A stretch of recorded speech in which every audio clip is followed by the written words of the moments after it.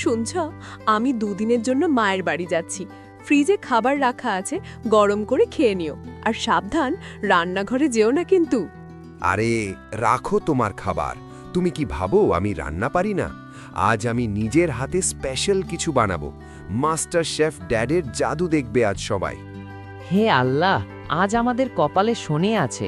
আব্বু শেষ কবে পানি গরম করেছিল সেটাও ইতিহাসে লেখা নেই। চলো শুরু করা যাক।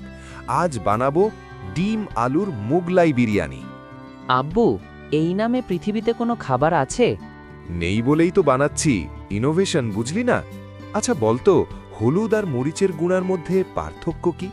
দুটোই তো দেখতে গুঁড়া গুঁড়া লাগে।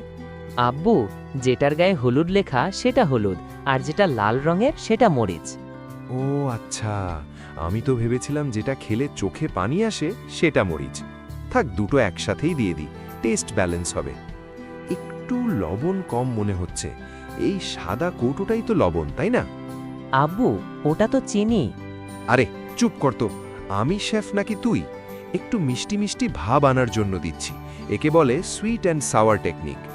নে খেয়ে দেখ আমার স্পেশাল ডিম আলুর মোগলাই বিরিয়ানি। আব্বু, ডিমগুলো কি আফ্রিকার জঙ্গলে রোদে পুড়ে কালো হয়ে গেছে? আর আলুগুলো তো পাথরের মতো শক্ত। আরে এটাই তো আর্ট, একে বলে স্মোকি ফ্লেভার। খেয়ে দেখ, অমৃত। তুমি না রান্না করলে তবে আবার খাবার অর্ডার দিয়েছো কেন?